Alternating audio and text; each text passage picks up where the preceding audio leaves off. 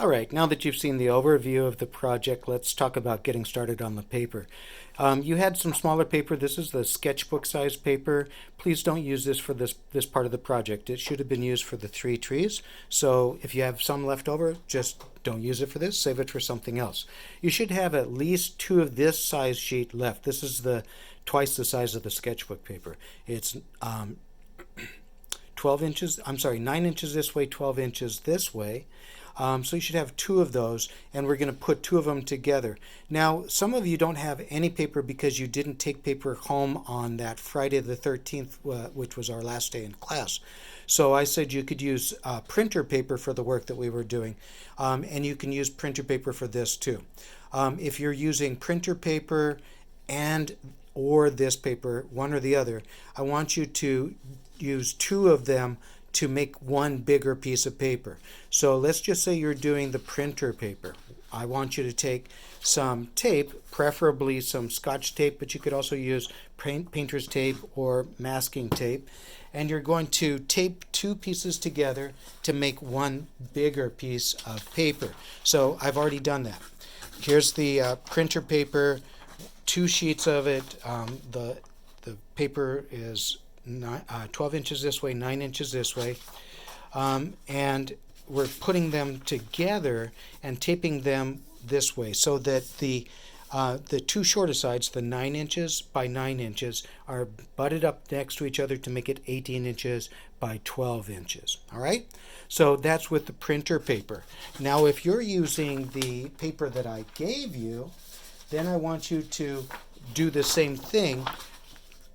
Tape them together so that on this one it's 12 inches this way. I'm sorry, 12 inches this way and 9 inches this way. So you can tape them together so that it creates one longer piece. I misspoke when I said the printer paper was 9 by 12. It's 8.5 by 11. So it's going to be a little smaller than it would be for this. Either size is good. Now your third option is if you have already your own paper that's big enough, say it's 12 by 18 like this piece of paper is, it's 12 inches this way and 18 this way, use that. Or if you've got a big piece of paper that you want to cut down or just measure down to a more manageable size, 12 by 18 is the size that we were intending to use for this project.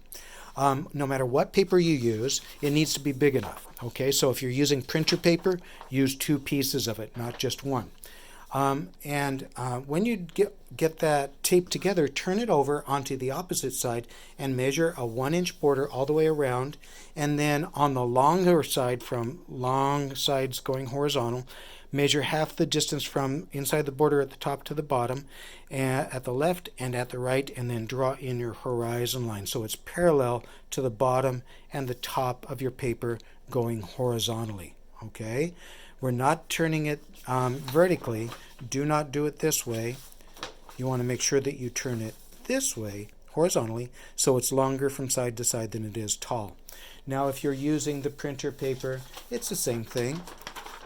On the opposite side, you would measure out a 1-inch border, and then you'd put it in the horizon line.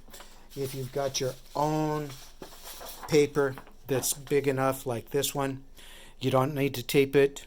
Right, it's already really long and the right size this way. Measure out a 1-inch border and put a horizon line in the middle, half of the distance from top to bottom. So that's our starting point. All right, so you're setting up your paper. Remember, you want a border if you can get one. Now, if you only have printer paper and you only have 1 piece of printer paper, this is going to be much harder for you to do. If you have the paper that I gave you but only 1 sheet of it and no printer paper, it's going to be much harder for you to do it, but you still can do it. It would just mean don't put a border on the paper. Just draw from side to side, edge to edge, top to bottom. Draw your horizon line in, no border. Okay, and then with the next video, I'm going to show you how to get it started with the vanishing points and setting up for all of the objectives to fit into the paper.